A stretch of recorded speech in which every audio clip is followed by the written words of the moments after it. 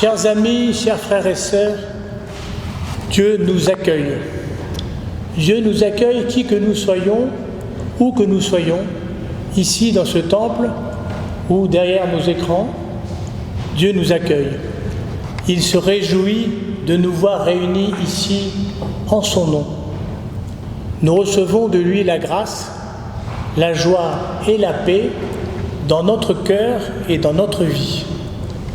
Je vous invite à vous lever pour chanter la joie de la résurrection avec le répond 1.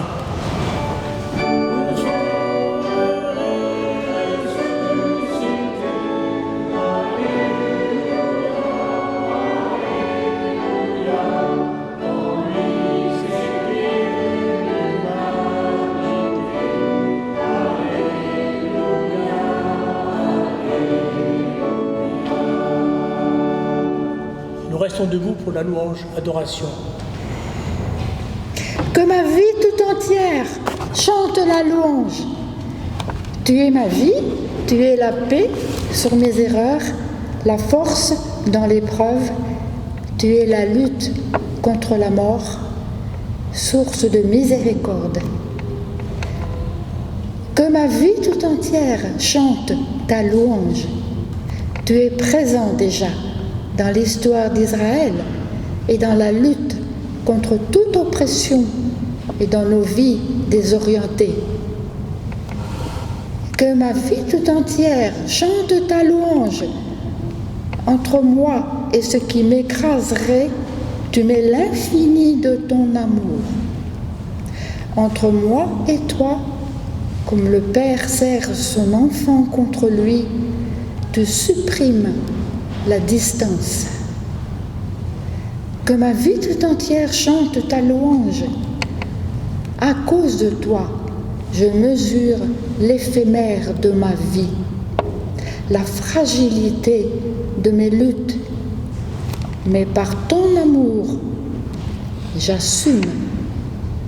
Que ma vie tout entière chante ta louange.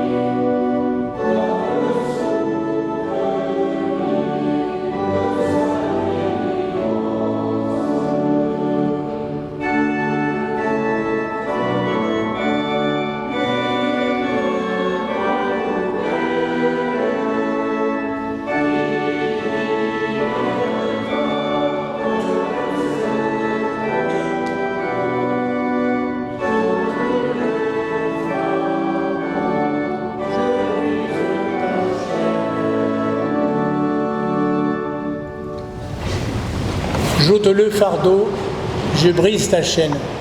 Notre habitude dans cette église de Grenoble est d'être assuré, étant assuré du salut en Jésus-Christ, de commencer par la repentance, puis le pardon, puis la volonté de Dieu, et étant pardonné, on a la volonté de Dieu.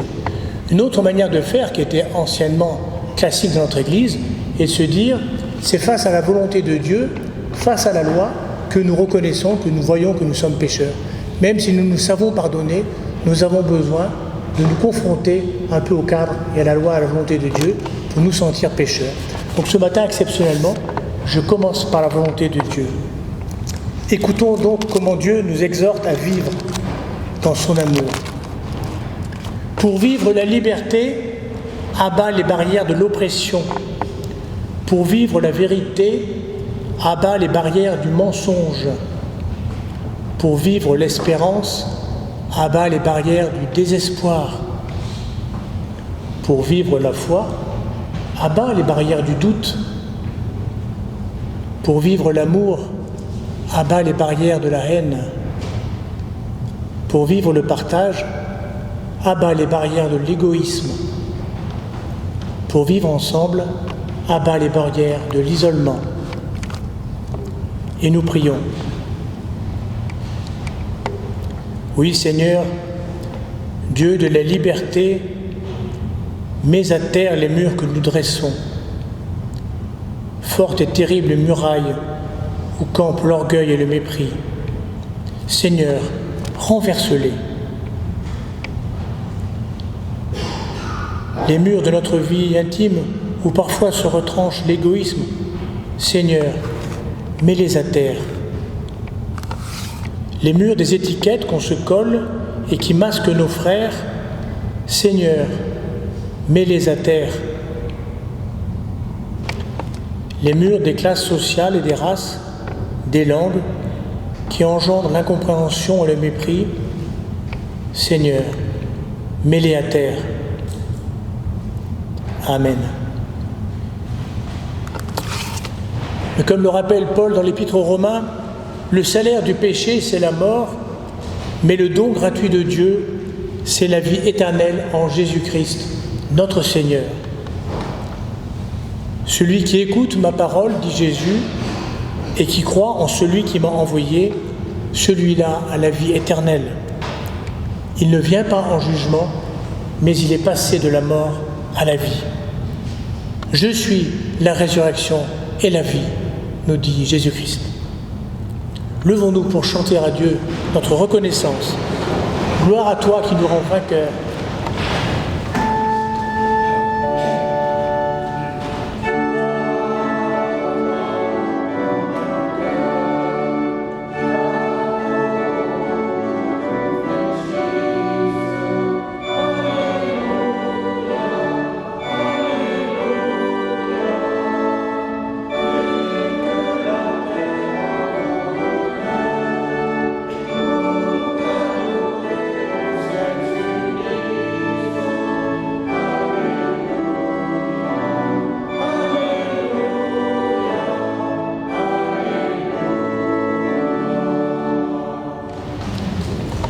Avant de recevoir la parole de Dieu à travers les textes qui nous sont proposés ce matin, je vous demande de prier avec nous.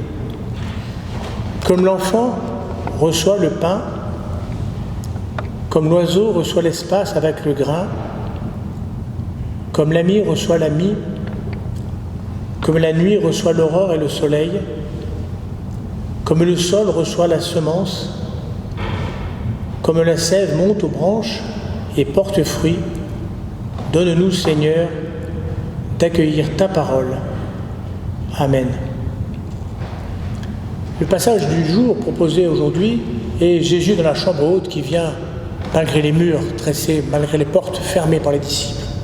Et pour éclairer ce texte que Florence lira en 3e, je lui demande de commencer par lire dans la Genèse le récit de la création, le deuxième récit de la création et la création de l'homme. Et dans la première épître de Jean, quelques mots sur le péché tel qu'il est vu par l'évangéliste Jean. Et donc ces 3 textes sont lus par Florence. Nous lisons dans la Genèse, au commencement, Dieu créa le ciel et la terre. La terre était un chaos, elle était vide. Il y avait des ténèbres au-dessus de l'abîme. Et le souffle de Dieu tournoyait au-dessus des eaux.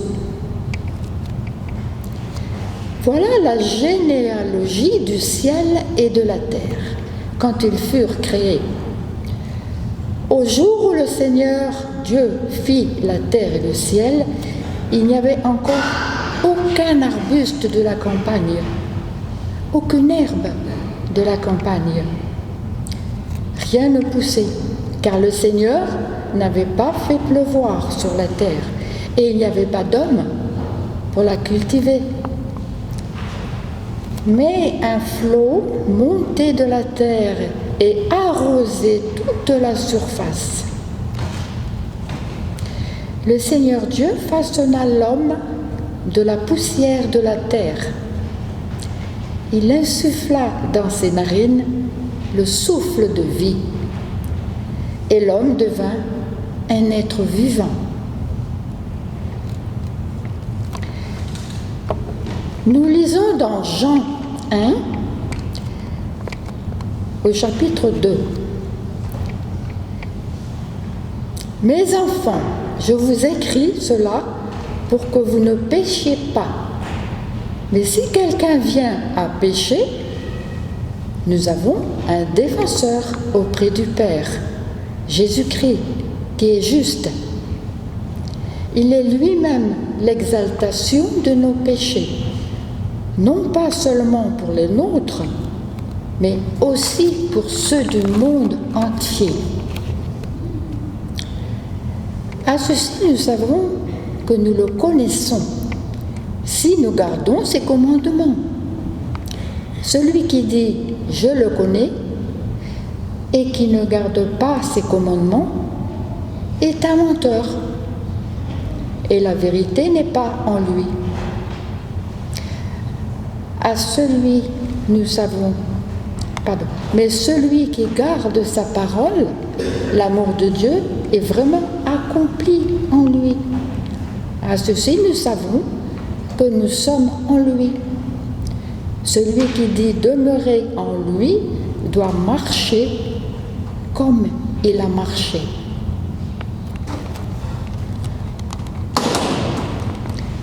Ouvrons maintenant l'évangile de Jean, au chapitre 20. Le soir de ce jour-là, qui était le premier de la semaine, alors que les portes de l'endroit où se trouvaient les disciples étaient fermées, par crainte des Juifs, Jésus vient. Debout au milieu d'eux, il leur dit « Que la paix soit avec vous !» Et quand il leur dit cela, il leur montra ses mains et son côté. Les disciples se réjouirent de voir le Seigneur. Jésus leur dit à nouveau « Que la paix soit avec vous ! Comme le Père m'a envoyé, moi aussi je vous envoie. » Après avoir dit cela, il souffla sur eux et leur dit « Recevez l'Esprit Saint. À qui vous pardonnerez les péchés, ceux-ci seront pardonnés. À qui vous les retiendrez, ils seront retenus. » Chantons, la parole est à Dieu.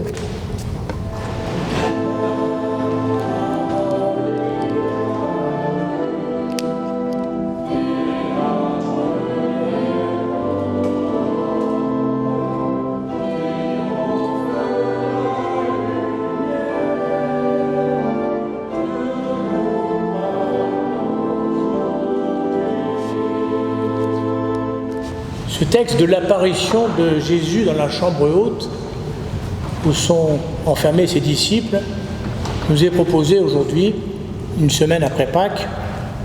Ainsi, nous poursuivons le récit de Pâques, ce récit extraordinaire qui voit le Seigneur apparaître d'abord aux femmes dans une explosion de joie, d'amour et d'espérance, puis aux disciples pour une mise en route qui nous concerne directement.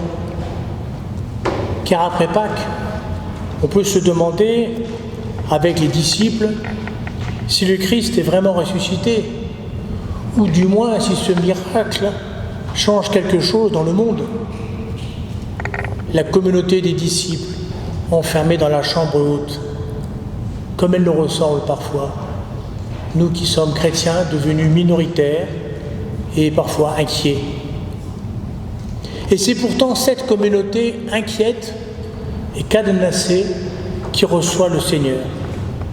Qui reçoit le Seigneur, qui reçoit l'Esprit et qui reçoit une mission.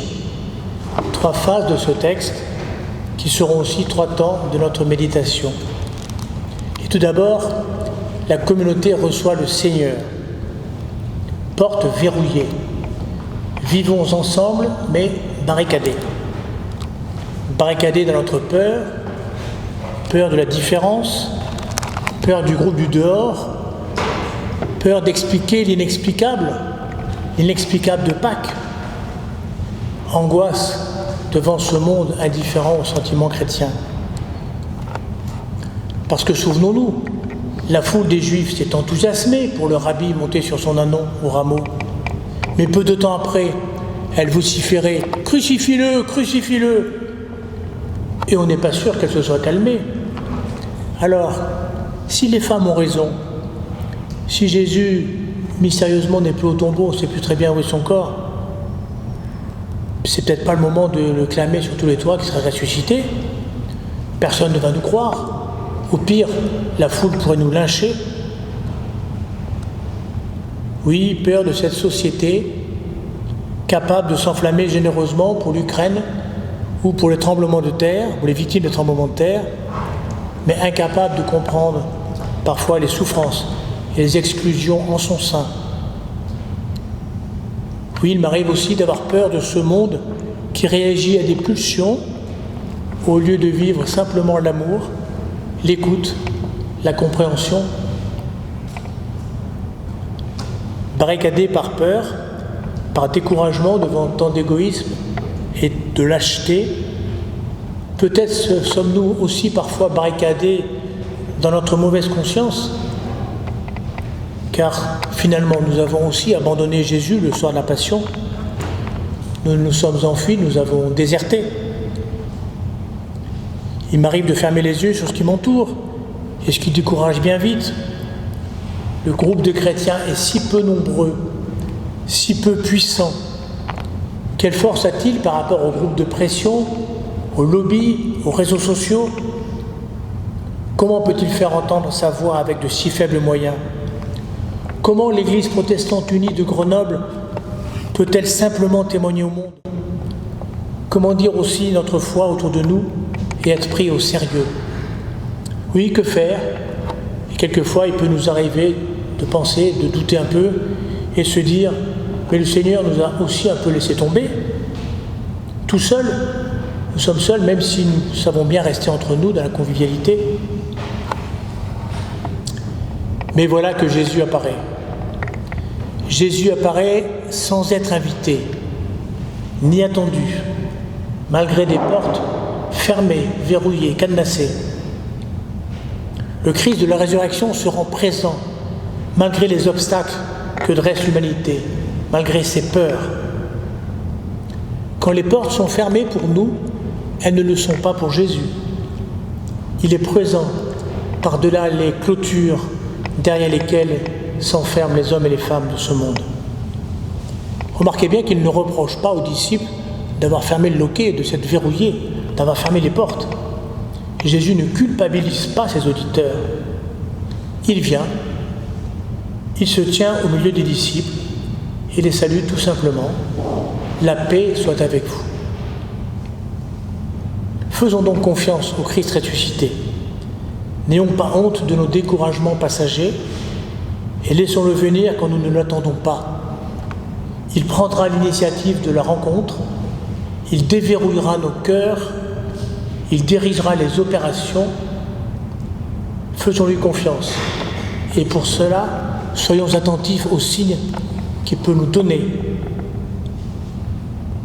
Parce qu'il nous donne des signes de sa présence. Il nous donne aussi son esprit. C'est ma deuxième partie. L'esprit, le souffle. Vous le savez bien, c'est le même mot en grec, pneuma, qui a donné pneumatique. Le souffle de la respiration, symbole de la vie chez les anciens Israéliens, chez les Hébreux, comme le sang. Il y avait le sang et le souffle qui étaient les symboles de la vie.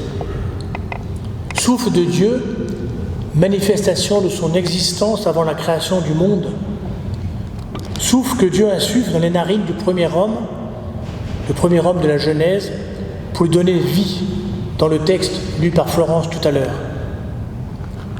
Dans le dernier livre qu'il a sorti, le théologien Antoine Nuis, qui fait les commentaires de la Bible, verset après verset, fait remarquer que dans la Genèse, les animaux qui sont créés après l'homme, dans ce deuxième récit de la création, les animaux sont faits aussi de poussière, comme l'homme, mais pas de souffle divin. Celui-ci n'est donc pas le souffle biologique, mais c'est ce qui distingue l'homme de l'animal. La parole, la spiritualité, le rire, l'éthique, la réflexion. Comme Dieu souffle sur le premier homme pour lui donner vie, Jésus souffle sur ses disciples pour leur donner la vie nouvelle. Alors pour nous, le Saint-Esprit, c'est plutôt, on le représente par la colombe de nos croix huguenotes, les langues de feu de la Pentecôte. On ne pense pas souvent au souffle de la bouche. Et pourtant, ce souffle, ce symbole du souffle est très fort. Souvenez-vous de la mort de Jésus, racontée par le même évangéliste Jean au chapitre précédent. Inclinant la tête, Jésus rendit l'esprit. L'esprit, pneuma, souffle, le même mot en grec. Par cette continuité, Jean veut peut-être dire que, rendant son dernier souffle, Jésus le transmet à ceux qui sont au pied de la croix, puis à ses disciples, en soufflant sur eux. Ainsi, Jésus non seulement ne nous culpabilise pas, non seulement il vient nous libérer de nos emprisonnements, mais encore il nous donne la force de son esprit pour briser d'autres isolements et d'autres chaînes sur notre route. Et j'y reviendrai. La communauté reçoit le souffle, l'esprit, le souffle de Dieu. Comme le premier homme, comme les disciples après Pâques, elle est recréée, elle est vivifiée par cet esprit. Il n'y a pas d'église vivante, frères et sœurs, sans l'animation du Saint-Esprit, sans la force de ce souffle du Père et du Fils. Et notre dernier synode régional nous invite, par un texte nommé « Souffle », à réfléchir à notre vie d'Église et à notre mission. Et Jésus lui-même souligne cette continuité dans l'Esprit, l'Esprit du Père, du Fils et de l'Église, en disant « Comme le Père m'a envoyé, moi aussi je vous envoie ». Parce qu'après avoir reçu le Seigneur ressuscité là où il est rassemblé, après avoir reçu l'Esprit Saint, la communauté reçoit une mission. Je vous envoie dans le monde. Elle n'a pas besoin d'aller au monde, elle y est déjà. La présence au monde, la présence au quartier, c'est le sens de notre engagement chez Théo. L'Église doit être dans le monde, exister dans le monde, ouvrir ses portes, déverrouiller ses peurs, briser ses lâchetés. La mission de l'Église, c'est non seulement d'agir, mais c'est d'être. En tant que chrétiens, nous n'agissons pas dans le monde parce que la Bible ou une hiérarchie religieuse nous dirait « fais ceci, fais cela » ou « ne fais pas ceci, ne fais pas cela ». Non, nos actes ne découlent pas d'une morale, mais ils découlent de notre engagement chrétien, de notre foi, du dynamisme qui nous habite. Regardez avec un peu d'anticipation ces mêmes apôtres, ces mêmes disciples qui étaient verrouillés dans leur peur dans la chambre haute, à la Pentecôte, après la Pentecôte. Quel dynamisme, quelle audace, quelle force! Jésus ne leur a pas dit comment faire, il leur a donné son esprit et il les a envoyés en mission. Et à la lumière de ce don de l'esprit, nous pouvons encore réfléchir, pour terminer sur ce dernier verset qui nous choque un peu quelquefois. Recevez l'Esprit Saint, ceux à qui vous pardonnerez les péchés ou à qui vous remettrez les péchés en grec, ils leur seront remis. Ceux à qui vous les retiendrez, ils leur seront retenus. Restons une petite minute sur ce verset. On peut se dire que puisque la communauté des disciples prolonge la mission de Jésus, il est naturel qu'elle soit appelée à remettre les péchés. En effet, il ne s'agit pas d'un pouvoir qui serait exorbitant car infaillible. Cela mettrait les disciples puis leurs successeurs à la place de Dieu et non dans la continuité de Dieu. Le péché, ce n'est pas commettre telle ou telle mauvaise action dans une liste qui serait soigneusement tenue un jour. Par qui en plus? Le péché, vous le savez, c'est de ne pas se convertir, de ne pas se tourner vers le ressuscité, de ne pas lui faire confiance, de ne pas entrer dans sa joie et dans son amour. Et là, en écoutant le témoignage des chrétiens, après les disciples, les hommes et les femmes de ce monde se trouvent libérés de leurs verrous de peur et des mal-être. Voilà notre tâche. Notre tâche, c'est de libérer nos proches de leurs verrous. Voilà pourquoi les disciples, puis les chrétiens, peuvent remettre les péchés, c'est-à-dire libérer les hommes de leur fardeau et les remettre en chemin. C'est leur mission.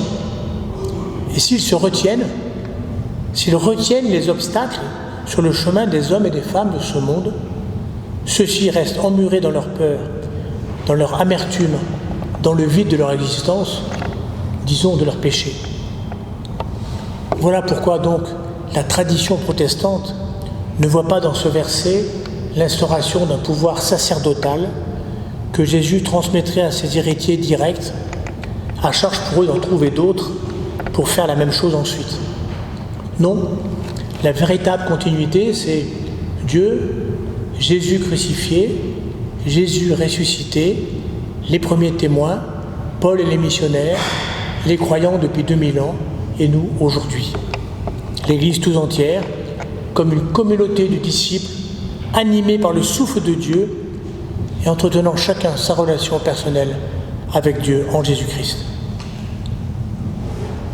Et pour conclure, je voudrais vous faire remarquer que par 2 fois, dans ce court passage, Jésus dit « La paix soit avec vous ». La présence du Seigneur transforme la communauté. Elle fait passer d'une fermeture craintive à un témoignage ouvert et paisible. Paisible. Accueillir cette paix qui traverse même les portes verrouillées, c'est la recevoir ici, dans cette communauté de Grenoble, où que nous soyons. La recevoir pour en être porteur auprès des autres. La recevoir pour la vivre au milieu du monde. La paix de Dieu traverse ces portes qui séparent les hommes, celles qui les isolent dans la pauvreté, dans l'indifférence, dans la peur, celles qui les opposent dans les haines et les luttes de pouvoir. Oui, cette paix du Seigneur qui a vaincu la mort, vous en êtes porteurs, frères et sœurs. Nous en sommes porteurs. Nous sommes l'Église, vous êtes l'Église. Et vous êtes responsables de son rayonnement. La paix soit avec vous. Amen.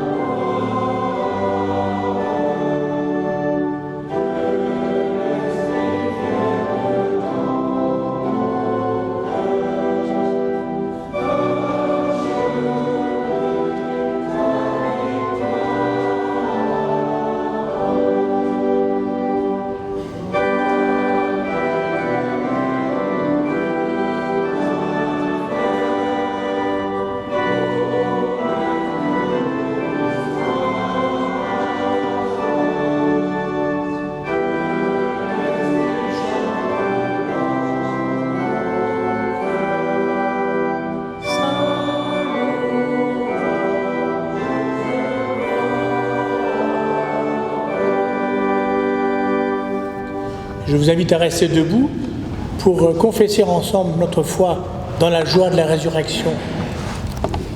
Je crois en Dieu, notre Père, qui nous prend pour ses enfants et nous aime comme il aime Jésus-Christ.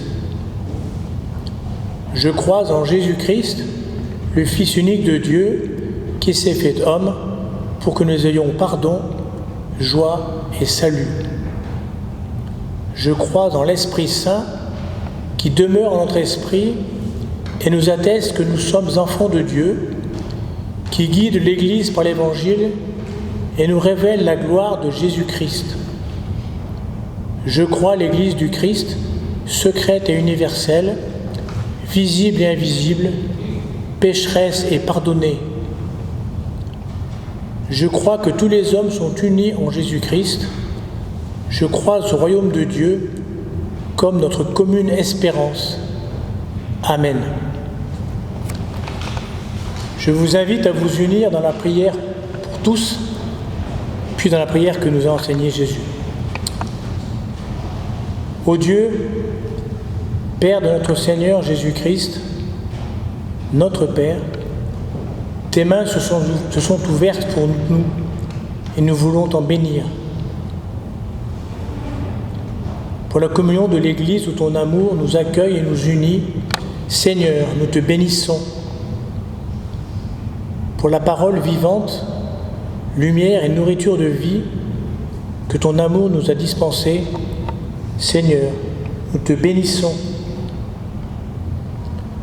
Pour la venue de Jésus dans nos chambres verrouillées, Seigneur, nous te bénissons.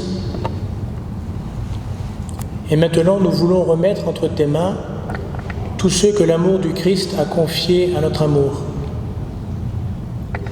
Pour nos bien-aimés, pour tous ceux que nous te nommons à cet instant dans le secret de nos cœurs, nous te prions, Seigneur, sois avec eux. Pour tous les hommes et les femmes de ce monde, en particulier ceux qui vivent la douleur, les solitaires, les accablés au cœur lourd, nous te prions, Seigneur, sois avec eux. Pour notre peuple, pour tous les peuples dans leur marche prophétique vers la patrie fraternelle, nous te prions, Seigneur, sois avec eux. Pour notre Église et pour toutes les Églises, pour ceux qui savent ton amour, pour ceux qui te cherchent, pour ceux qui te méconnaissent, nous te prions.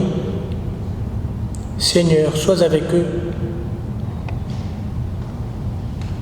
Et tous nos cœurs, unis dans la même foi en toi et la même consécration à ton service, élèvent vers toi, dans la communion de l'Église universelle, la prière de ton Fils. Notre Père qui es aux cieux, que ton nom soit sanctifié, que ton règne vienne, que ta volonté soit faite sur la terre comme au ciel. Donne-nous aujourd'hui notre pain de ce jour.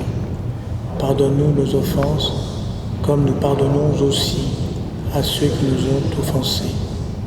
Ne nous laisse pas entrer en tentation, mais délivre-nous du mal, car c'est à toi qu'appartiennent le règne, la puissance et la gloire, au siècle des siècles. Amen.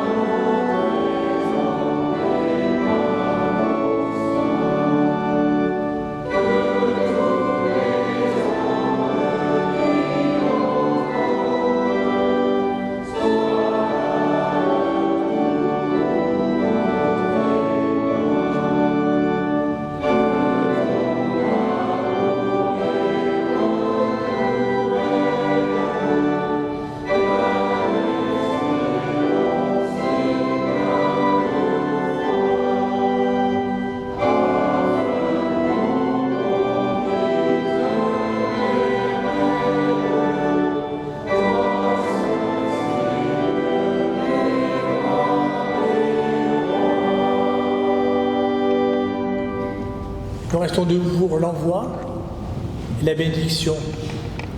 Le Seigneur nous dit, la paix soit avec vous.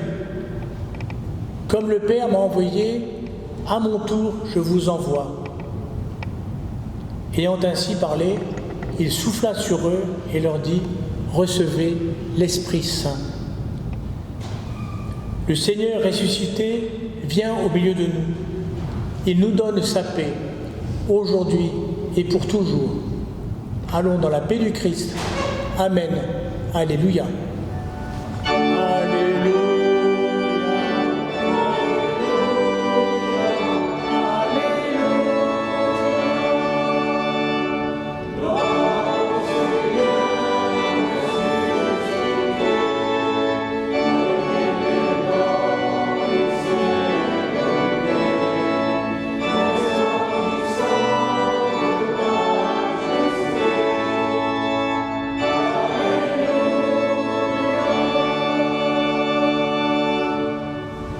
Et bon dimanche à tous et bonne semaine.